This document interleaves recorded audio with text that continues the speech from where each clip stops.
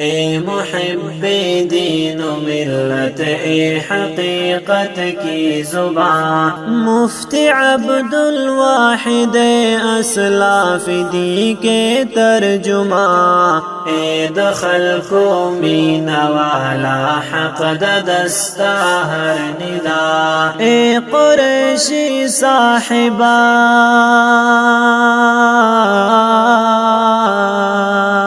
اے قریشی صاحبہ، یہ تا دہر مومن صدا، اے دخل کو مینا والا حق دستا ہر ندا، اے محب دین و ملت، اے حقیقت کی زبان، آپ دن کی نصرت کرتے ہیں ہر میدان میں،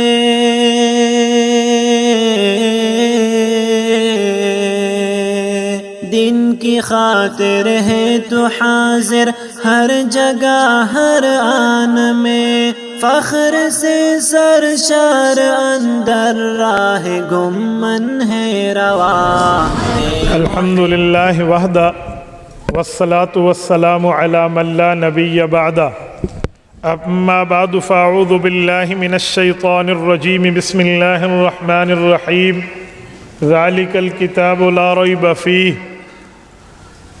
اللہم صل علی محمد وعلی آل محمد کما صلیت علی ابراہیم وعلی آل ابراہیم انک حمید مجید، اللہم بارک علی محمد وعلی آل محمد کما بارکت علی ابراہیم وعلی آل ابراہیم انک حمید مجید۔ معزز دوستو، آج 15 جنوری 2021 ہے، مرکزی جامع مسجد ظفر آباد ڈیرہ اسماعیل خان میں ہمارے مخدوم مکرم محترم المقام جناب احمد خان کامرانی، اللہ پاک ان کی عمر میں برکات عطا فرمائے، ان کی دعوت پرخلوص پر حضرت مولانا مفتی نجم العارفین غفاری صاحب کی واسطے سے میں آپ کی خدمت میں حاضر ہوں۔ میرے دوستو، مجھے خوشی ہے کہ رب العزت نے یہاں 20 افراد کو حفظ قرآن کی دولت عطا فرمائی ہے۔ آج بھی جن 13 بچوں کی دستار بندی ہے، مبارکباد کے مستحق ہیں ان کے پڑھانے والے، مبارکباد کے مستحق ہیں ان کے والدین، مبارکباد کے مستحق ہیں وہ معاونین متوسلین جو اس کا سبب بنے ہیں۔ اللہ رب العزت مزید یہ کرم اور فضل کا سلسلہ جاری اور ساری فرمائے۔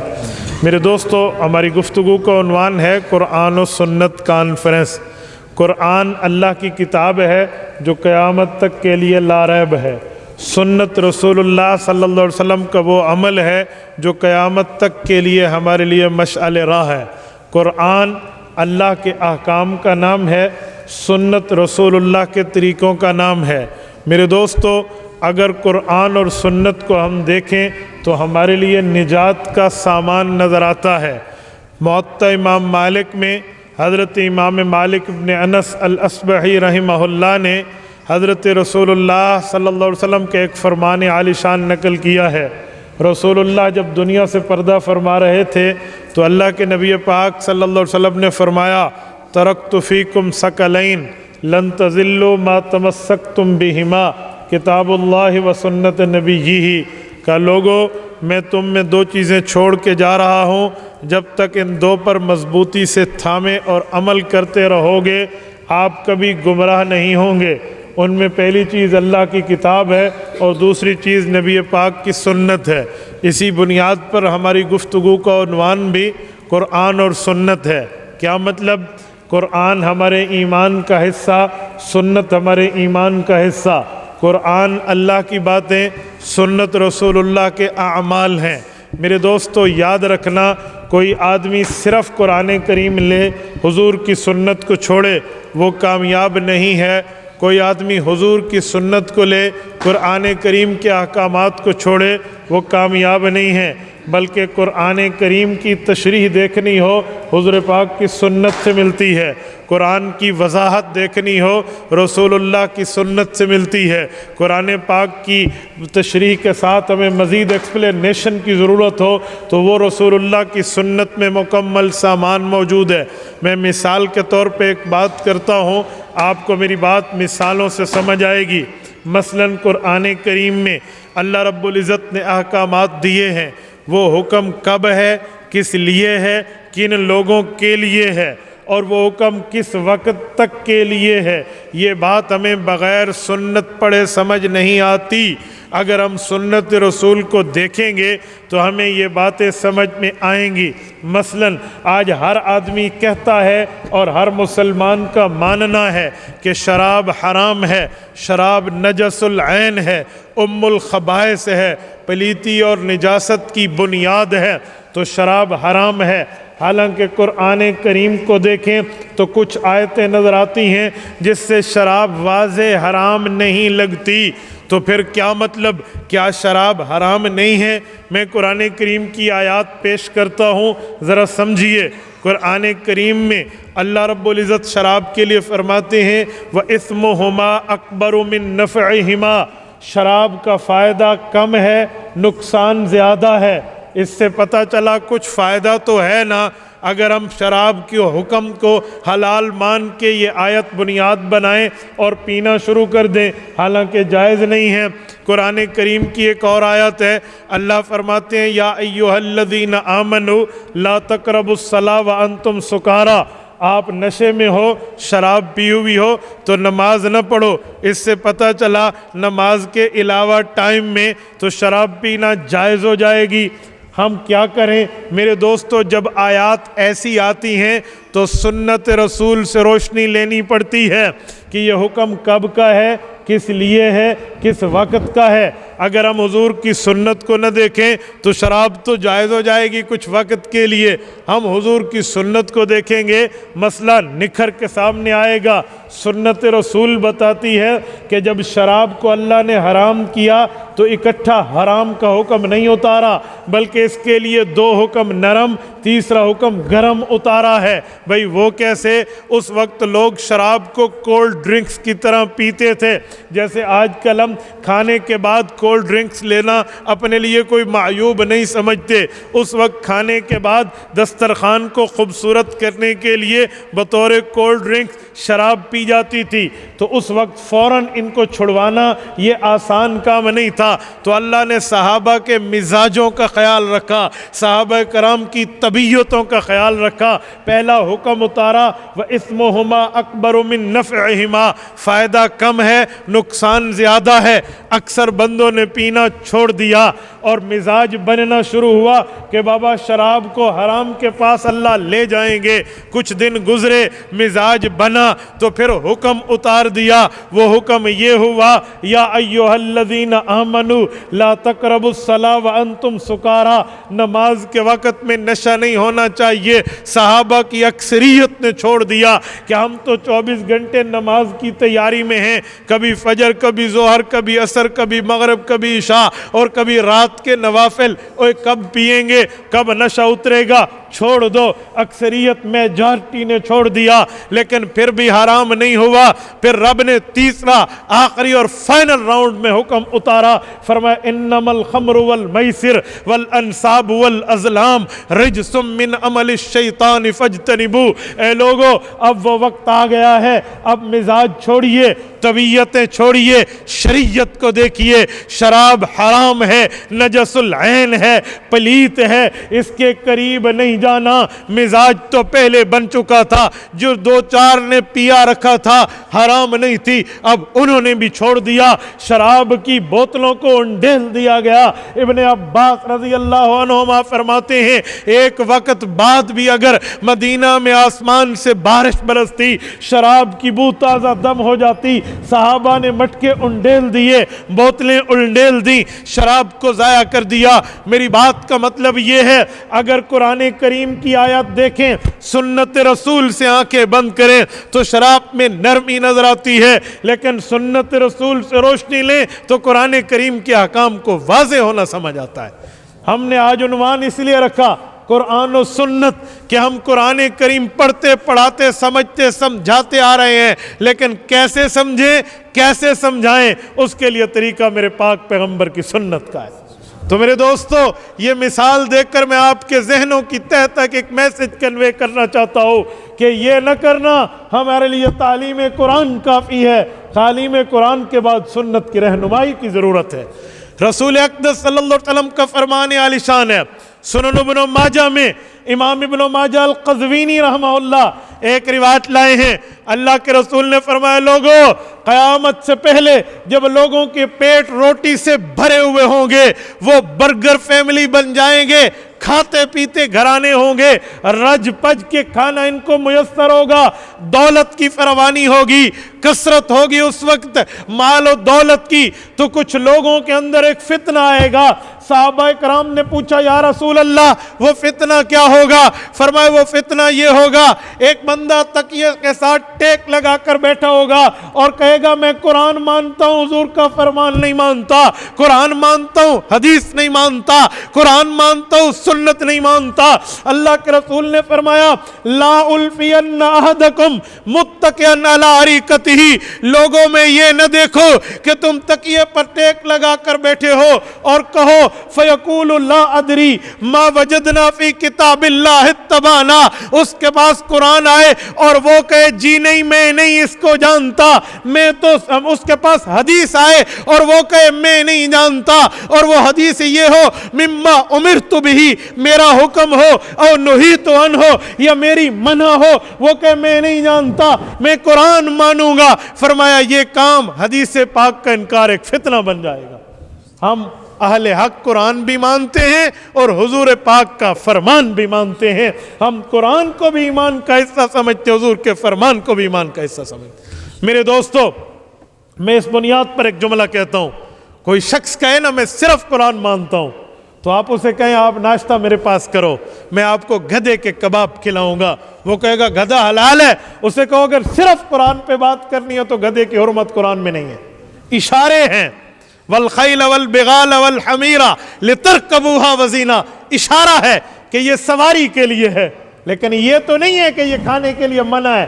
گدھے کی حرمت، گدھا حرام ہے، اس کے لیے حضور پاک کی سنت موجود ہے، حدیث موجود ہے، فرمان پیغمبر موجود ہے، تو ہمارا ایمان قرآن پر بھی ہونا چاہیے، حضور کے فرمان پر بھی ہونا چاہیے۔ یہ بنیادی جگہ ہے جہاں قرآن کریم کی تعلیم دی جاتی ہے، اور اس کے بعد جو یہاں کے بندے نکلتے ہیں وہ احادیث پاک بھی پڑھتے ہیں اور عالم بھی بنتے ہیں۔ میں مبارکباد پیش کرتا ہوں ان بچوں کو جن نے قرآن کریم پڑھا ہے، اپنے سینے میں قرآن کریم کو رکھا ہے، اور جن بزرگوں کے واسطے سے، جن متوسلین کے واسطے سے وہ اس جگہ تک پہنچے ہیں، وہ بھی خوش قسمت ہیں۔ سنو، افضل مال وہ ہے جو اللہ کے نبی پہ خرچ ہو۔ کیوں؟ جو پیغمبر کی ذات موجود ہو، اس مال کو کیا کرنا جو نبی کی چاہت پہ خرچ نہ ہو۔ جب نبی کی ذات موجود ہو، نبی کی ذات پر اپنے مال و دولت کو لٹانا، اپنے تن من دھن کو لٹانا، یہ افضل کام ہے۔ اور جب نبی پاک دنیا سے چلے جائیں، پھر نبی کا وارث کون ہے؟ العلماء ورثۃ الانبیاء، یہ قرآن کریم والے، احادیث والے، شریعت والے علماء، یہ نبی کے وارث ہیں۔ اگر آپ کی مال و دولت، آپ کا تن من دھن ان کے لیے لگتا ہے تو اس دھرتی پہ افضل جگہ آپ کا مال خرچ ہو رہا ہے۔ آپ گویا پیغمبر کے وارثین پر، پیغمبر کے جانشین پر، پیغمبر کی وراثت کو حاصل کرنے والوں پر اپنے مال و دولت کو خرچ کر رہے ہو۔ میرے دوستو، مال جمع کر کے کیا کرنا ہے؟ وہ کہتے ہیں کرتے ہیں لوگ مال جمع، کس کے لیے؟ یہاں سلتا ہے آدمی کا کفن جیب کے بغیر، وہاں کچھ لے کر نہیں جانا۔ خالی ہاتھ آئے تھے، خالی ہاتھ جانا ہے۔ دنیا میں کچھ مال کمایا تو وہ اللہ کے لیے لگا لیں یا اپنے لیے لگا لیں، اپنے پہ خرچ کریں، کون منع کرتا ہے؟ اولاد پہ خرچ کریں، افضل صدقہ ہے۔ اپنی گھر والی پہ خرچ کریں، افضل ہے۔ ماں باپ کو دیں، وہاں غربا کا بھی حق ہے اور ان اہل الدین کا بھی حق ہے۔ اور میرے دوستوں، میں ایک جملہ سمجھانے کے لیے کہتا ہوں، جو لوگ مال جمع کر کے اپنے پاس رکھتے ہیں، نہ زکوٰۃ دی، نہ صدقات دیے، قرآن کریم ان کے لیے کیا کہتا ہے؟ یا الم تر کیف فعل ربک باصحاب الفیل سے پچھلی سورت اٹھائیے، سورت ھمزہ۔ اللہ کا قرآن اعلان کرتا ہے، الذی جمع مالا وعددہ یحسب ان مالہ اخلدہ کلا لینبذن فی الحطمہ وما ادراک ما الحطمہ نار اللہ الموقدہ۔ قرآن کریم کہتے ہیں لوگو الذی جمع مالا وعددا، جس نے زکوٰۃ نہیں دینی، صدقات نہیں دینے، اور اپنے مال کو صرف ذاتی مال سمجھ کے اس پرستگاہ بن کے بیٹھ گیا اور مال جمع کرنے میں لگ گیا، وعددا، اور کاؤنٹنگ کرتا رہا، گنتا رہا، شمار کرتا رہا، اپنے پاس رکھا، غربا کا حق نہ دیا، کہا سنو یہ گمان کرتا ہے ان مالہ اخلدا، کہ ہمیشہ اس کے پاس مال رہے گا، کلا ہرگز نہیں، لَيُنبَذَنَّ فِي الْحُطَمَةِ، یہ اور اس کا مال حطمہ میں ڈالے جائیں گے۔ وَمَا أَدْرَاكَ مَا الْحُطَمَةُ، آپ کو کیا معلوم کہ حطمہ کیا ہے؟ نار اللہ الموقدہ، وہ آگ ہے جسے اللہ نے سلگایا ہے، الَّتِي تَطَّلِعُ عَلَى الْأَفْئِدَةِ، جسم کا جلنا دور پہلے دل کو جلائے گی، تَطَّلِعُ عَلَى الْأَفْئِدَةِ۔ میرے دوستو اللہ محفوظ فرمائے۔ تو اس لیے جو بندہ لینا وہ دینے والا بھی بنے، جو رکھے وہ آگے دینے والا بھی بنے۔ خوش قسمت ایک بندہ مجھے کہنے لگا مجھے افضل کام بتائیں، میں کیا کروں نیکی کا کام؟ میں نے کہا تیرا بیٹا قرآن کریم پڑھتا ہے؟ کہتے جی بالکل جاتا ہے۔ میں نے کہا آپ کے گھر کے ساتھ 2 پڑوسی ہیں، وہ بھی قرآن کریم پڑھنے جاتے ہیں قاری صاحب کے پاس، ان دونوں بیٹوں کو، ان دونوں بچوں کو اپنا بچہ سمجھو، انہیں ایک قرآن کریم لے کر دے دو، جب تک پڑھتے رہیں گے تیرے لیے کھاتے کا ثواب لکھا جاتا رہے گا۔ کتنا افضل کام ہے، کتنا افضل کام ہے۔ یقین مانے میں اپنے ثانیہ والے سال کی بات کر رہا ہوں۔ ایک ہمارے مدرسے کے جہاں میں پڑھتا تھا کراچی میں، جامعہ ابوبکر سائٹ میں، مولانا عتیق الرحمان صاحب تھے، ہمارے محتمم صاحب، استاد مکرم۔ میں نے اپنے استاد محترم سے عرض کیا، میں نے کہا استاد جی مجھے فلاں کتاب چاہیے لیکن میں اس کی حیثیت نہیں رکھتا خریدنے کے لیے۔ مجھے اپنی گاڑی میں بٹھایا، لے گئے، 1 نہیں 2 کتابیں مختلف قسم کی لے کر دیں۔ یقین مانے آج کل میں ملنے جاتا ہوں تو استاد جی سے مجھے کہتے ہیں عبدالواحد آپ میرے لیے دعا نہ بھی کرو نا تو تیرے ثواب میں شامل ہوں۔ اس کتاب پر میں نے ثانیہ ٹاپ کیا تھا اپنے مدرسے میں۔ میرے دوستو اس کی وجہ رب العزت تک آپ کسی کو دے دیں پھر آپ کے لیے نیکیاں ہی نیکیاں ہیں۔ تبلیغی جماعت جاری ہے، آپ فضائل اعمال خرید کے انہیں دے دیں۔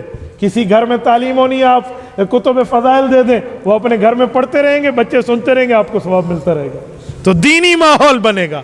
میں ایک بات کرتا ہوں پھر بات کلوز کر رہا ہوں، توجہ رکھنا۔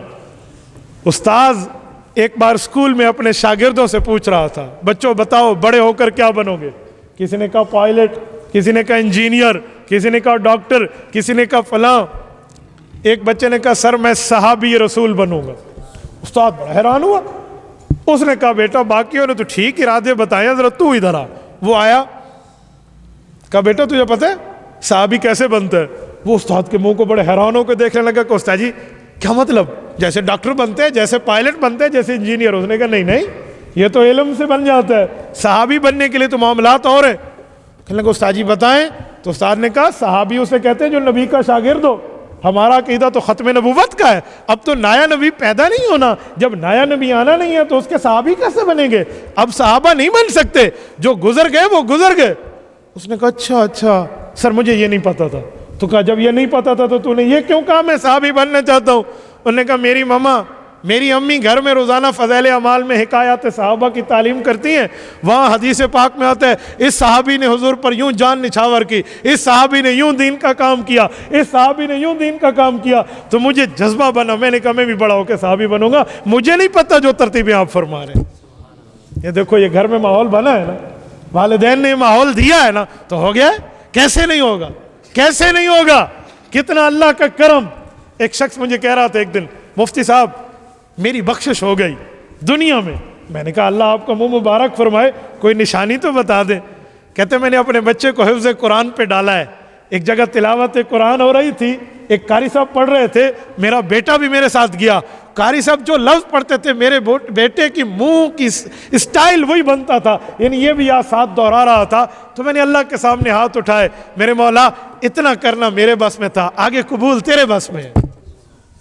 میرے دوستو یہ راستہ جنت جاتا ہے جو چاہے ہمارے ساتھ چلے، جو چاہے ہمارے ساتھ چلے۔ آپ جذبہ رکھیں، خود پڑھیں تو ٹھیک ہے، نہیں پڑھ سکے تو اپنی اولادوں کو تو پڑھائیں نا، اپنی اولادوں کو لگے۔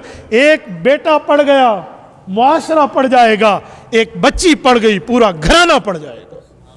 ایک بچی کی تعلیم بچوں سے زیادہ ضروری ہے۔ اسکول کالج پڑھائیں، نہیں منع، بالکل نہیں منع، لیکن آپ مدرسہ بھی پڑھائیں۔ یہ وہ تعلیم ہے جو قبر آخرت کراس کر کے پہنچ جاتی ہے، قبر تک پہنچ جاتی ہے۔ حدیث پاک میں ہے یہ قرآن کریم بندے کے دائیں سائڈ پہ آ جائے گا اور بندے کی سفارش بنے گی۔ رسول اللہ صلی اللہ علیہ وسلم نے فرمایا میں قرآن کریم کی اس سورت کو جانتا ہوں جس کی آیات 30 ہیں اور وہ کل قیامت میں اللہ کی دربار میں آئے گی، میرے مولا یا مجھے قرآن سے نکال دے یا میرے پڑھنے والے کی بخشش کر دے۔ وہ سورۃ الملک ہے، سورۃ تبارک الذی، جو سوتے ہوئے پڑھتا ہے کل قیامت میں اسے یہ ثواب ملے گا۔ یہ کم سفارش ہے، یہ کم سفارش ہے؟ خدا کی قسم دنیا کی دولتیں لگ جائیں، عزتیں لگ جائیں، جوانیاں لٹ جائیں، لیکن کل قیامت میں سورۃ الملک ہمارے لیے کہہ دے کہ یا اللہ مجھے قرآن میں رکھنا ہے تو اسے جنت بھیج دے، یہ کم نعمت ہے یار، یہ کم نعمت ہے، یہ کم احسان ہے ہمارے اوپر؟ ہم یوں کرنے والے بنے، ہم اپنے ان معاملات کو دیکھیں۔ حضرت عبداللہ بن مسعود رضی اللہ عنہ کے بیٹے نہیں تھے، بیٹیاں تھیں۔ حضرت عثمان ان کے گھر گئے رضی اللہ عنہ، امیر المؤمنین وقت تھے۔ حضرت عبداللہ بن مسعود ملے، امیر المؤمنین کیسے تشریف لائے؟ کہ میں چاہتا ہوں آپ کے لیے کچھ ہدیہ دوں۔ کہا میرا مولا سب کچھ مجھے دیتا ہے۔ کہا آپ کی بیٹیاں ہیں ان کے لیے کچھ کر لو، مجھ سے لے لو۔ کہا جی میں غریبوں کا حصہ نہیں لیتا، بس ٹھیک ہے جو اللہ مجھے دے رہا ہے۔ کہا بیٹیوں کا کیا ہوگا تیرے بعد؟ کیا جواب دیا انہوں نے؟ کہا میں نے رسول اللہ صلی اللہ علیہ وسلم سے سنا ہے مغرب کی نماز کے بعد جو سورۃ الواقعہ پڑھتا ہے، اذا وقعت الواقعہ، یہ سورت جو تلاوت کرتے ہیں مغرب کے بعد، اس کے گھر میں کبھی فقر و فاقہ داخل نہیں ہوتا۔ میں نے اپنی بچیوں کو پڑھا دیا ہے، سمجھا دیا ہے، وہ پڑھیں گی، کسی قسم کا ہمیں فقر و فاقہ کا ڈر نہیں ہے۔ جو صبح سورت یاسین پڑھتے ہیں اس کی پورے دن کی قضیت حوائج، تمام کے تمام امور کی ذمہ داری اللہ کے پاس آ جاتی ہے۔ رات کو سوتے وقت جو سورۃ الملک پڑھتا ہے اس بندے کے لیے خوشخبری ہے جنت کی۔ اور جو جمعے کے جمعہ سورۃ الکہف پڑھتا ہے، حضور علیہ السلام نے فرمایا یہ فتنوں سے بچ جائے گا، حتیٰ کہ فتنہ دجال بھی اس کا نقصان نہیں کرے گا۔ تو یہ یہاں ملے گا آپ کو، کریں گے انشاءاللہ، اپنے اولادوں کو بھی بھیجیں گے۔ آپ ہاتھ کھڑا کر کے میرے ساتھ تائید کیجئے، کریں گے؟ تمام دوست ہاتھ کھڑا کریں جس کا جذبہ بنا ہے کہ وہ اللہ کو حاضر ناظر کر کے کہے قرآن پڑھے گا بھی اور آگے پڑھائے گا۔ پڑھائیں گے انشاءاللہ، یہ ثواب اور اجر لیں گے اور اس پیغام کو آگے پہنچائیں گے، گھروں تک بتائیں گے، اپنی اولاد کی تربیت کریں گے نا۔ اللہ آپ کو سلامتی عطا فرمائے، اللہ خوش و خرم رکھے، اللہ پاک اس گلشن کو یوں آباد اور شاد رکھے۔ جزاکم اللہ تعالی۔ اقول قولی ھذا واستغفر اللہ وآخر دعوانا ان الحمد للہ رب العالمین۔ إلهي واسع الكرم ورب البيت والحرم إليك أتيت منكسرا